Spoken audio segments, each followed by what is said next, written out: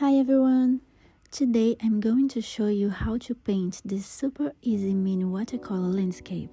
You don't even need drawing skills to make this one. And it's a great way to practice watercolor without needing a lot of complicated techniques.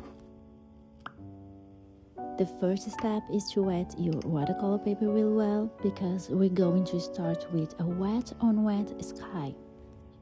Now I'm taking a blue tone and painting it softly across the whole paper.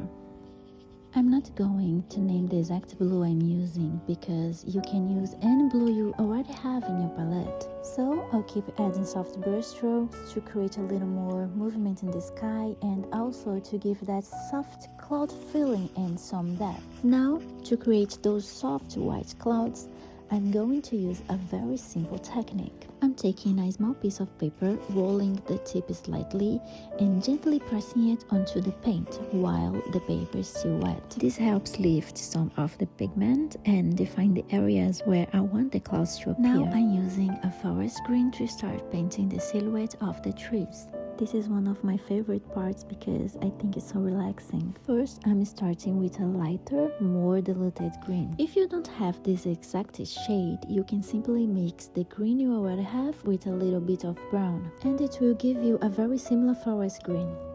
Then I'm using the tip of my brush and making little tapping motions to create the texture of the leaves. I'm going to do the same things on all the trees. Now I'm going in with a slightly darker green to add more depth and contrast to the tree silhouettes. I'm still using the tip of the brush and those same tapping motions until everything feels balanced. And once the painting is dry, I'll come back with one final darker layer to finish the trees. So now I'm going to use my mini watercolor dryer to dry everything before moving on to the final details. Now I'm taking Payne's Gray and a liner brush to paint the power lines in the landscape. If you don't have a liner brush, you can use the tiniest brush you have and it will work perfectly well. The next element is the utility pole, and painting it is actually very simple. First, paint one straight vertical line, then add a horizontal line across it, almost like drawing the letter T. And to finish it, add two small lines at the bottom to create the supports of the pole. Still using the same color and brush, I'm going to add one more power line. And now our little landscape is almost complete. Now I'm painting a few birds flying in the sky, and they are very easy to make.